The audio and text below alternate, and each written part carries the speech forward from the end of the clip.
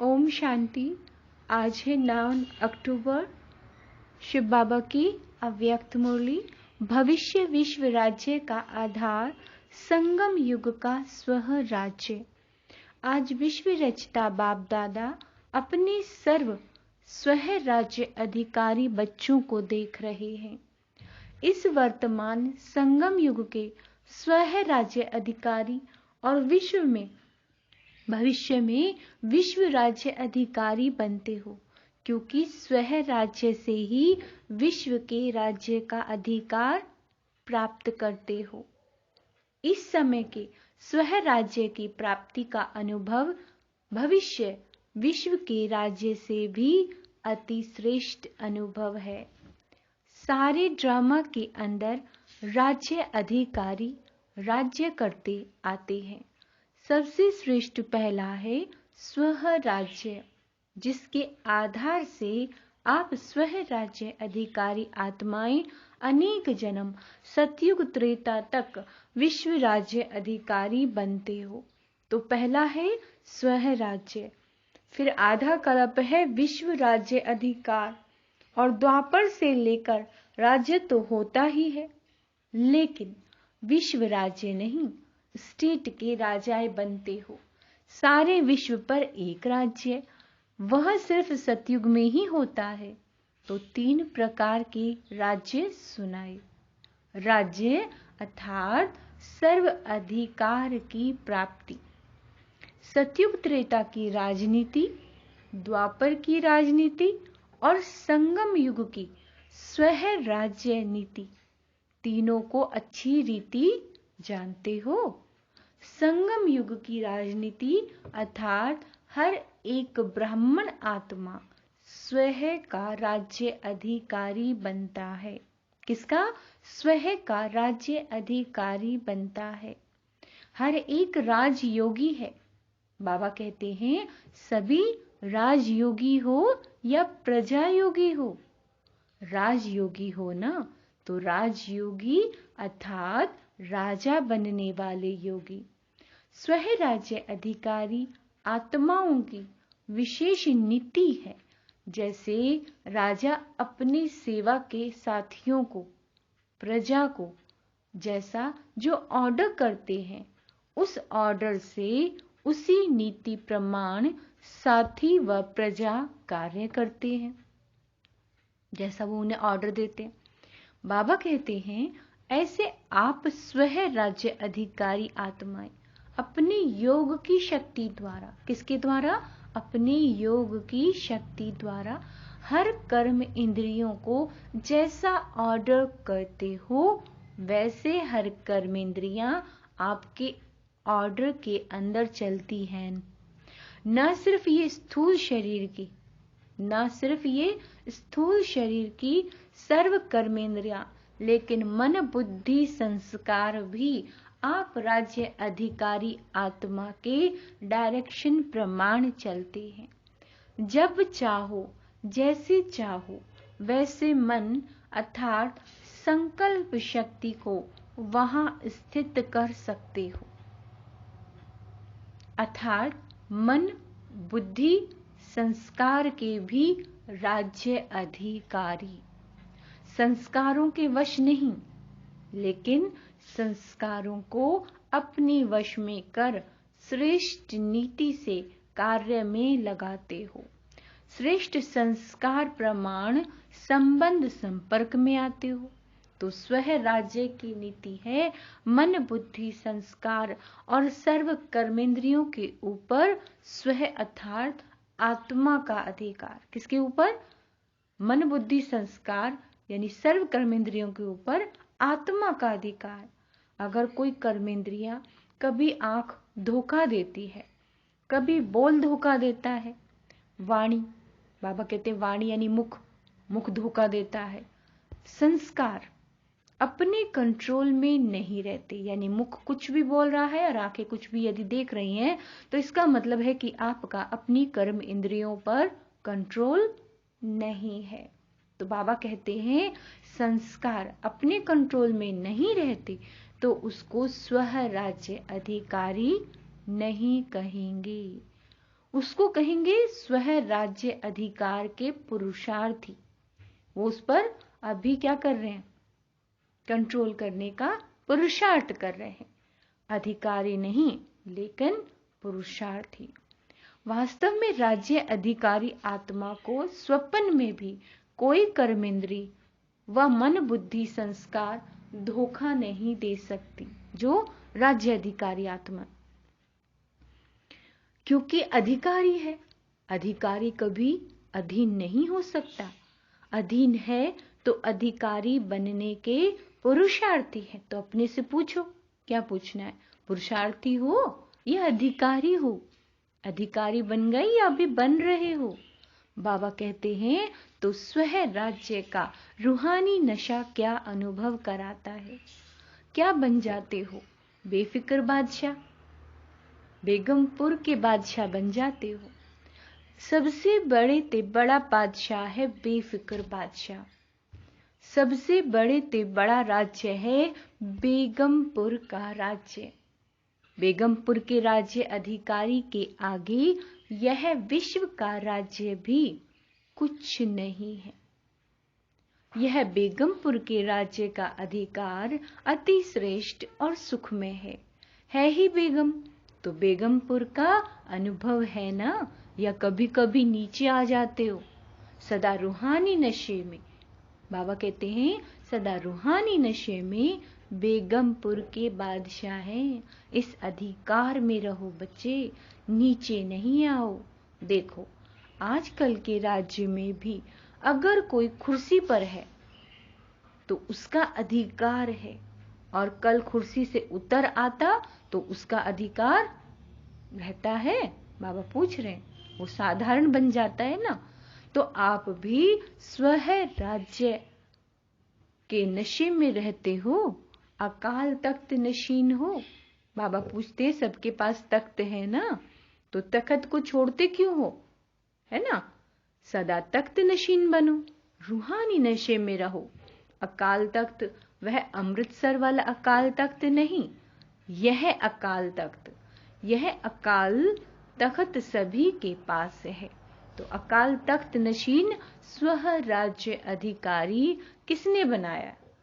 बाप ने हर ब्राह्मण बच्चे को तख्त नशीन राजा बना दिया है। सारे सृष्टि चक्र के अंदर ऐसा कोई बाप होगा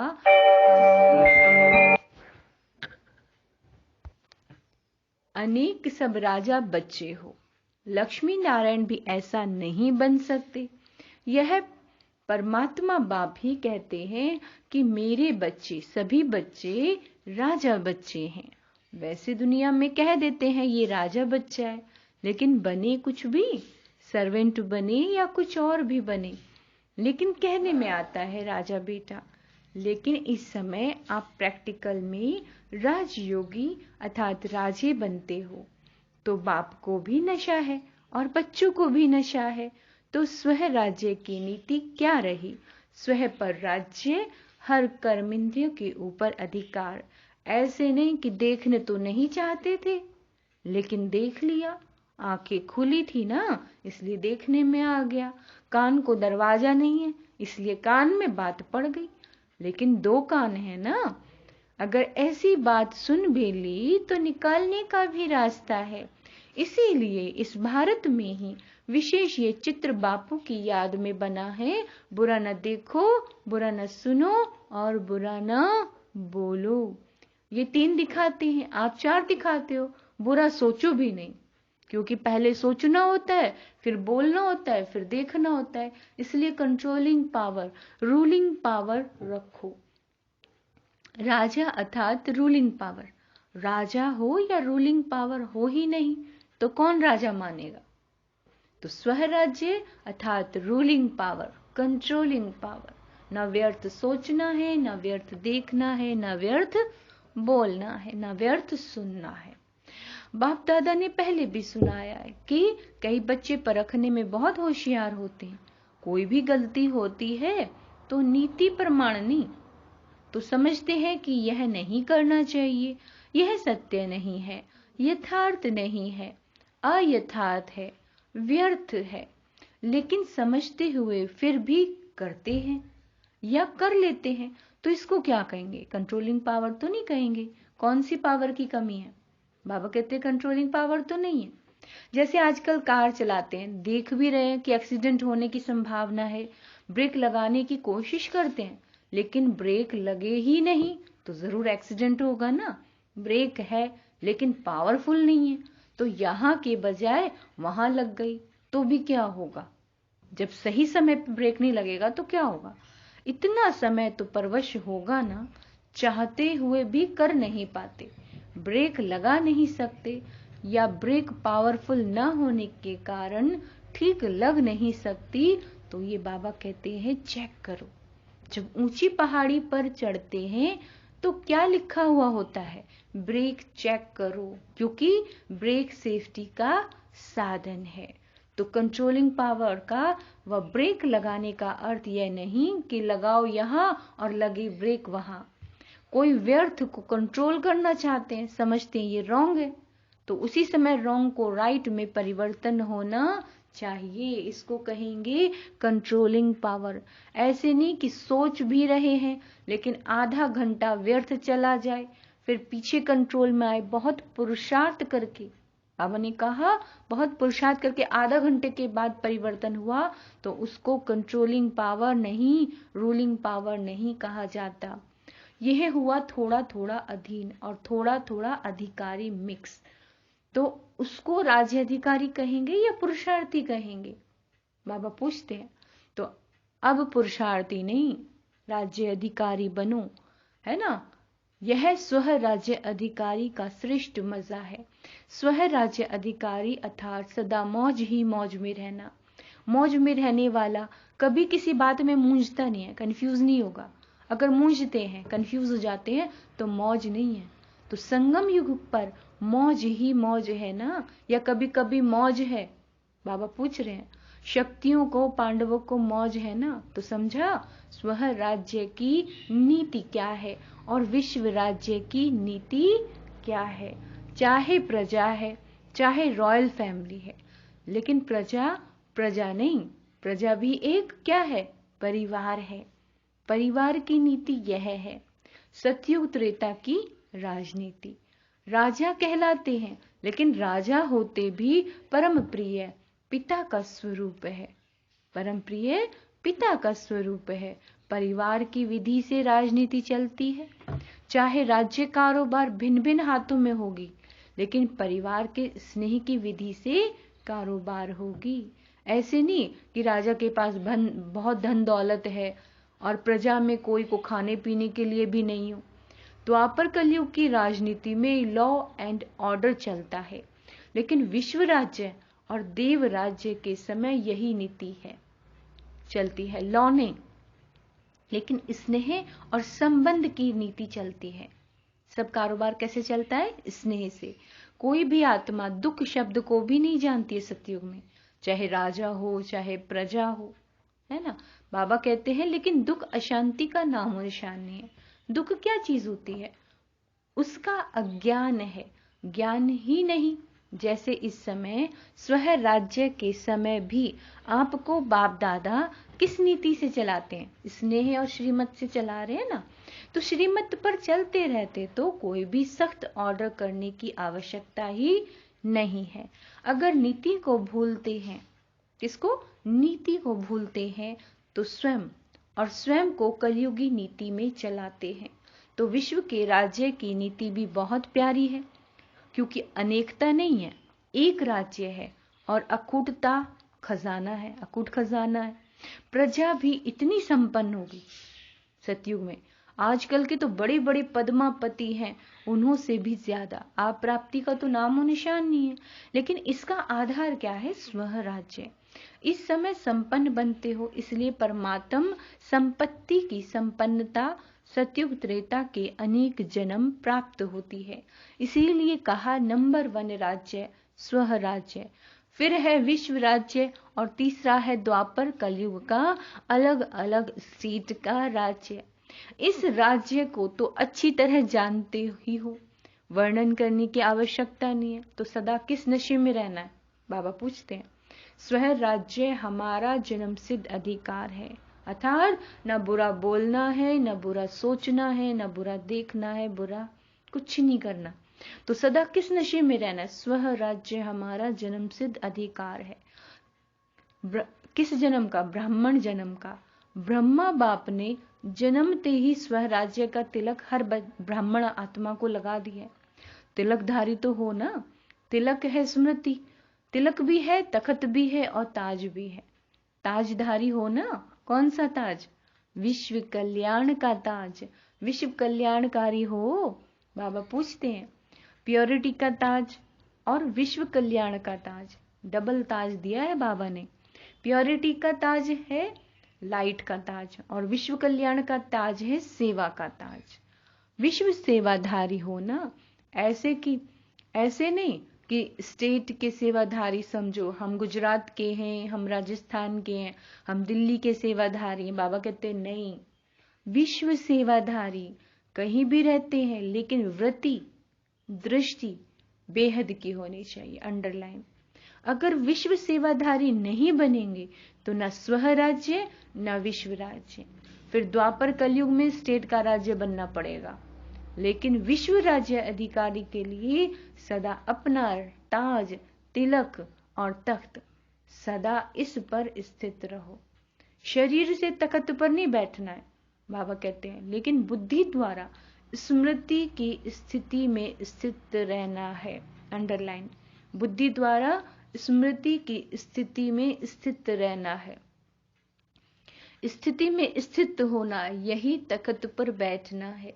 जो सदैव बैठ सकते हैं, शरीर से भी कितने घंटे बैठेंगे? बाबा कहते थक जाएंगे, लेकिन बुद्धि द्वारा स्थिति में स्थित रहना, यह है तख्त नशीन होना। यह तो सहज है ना।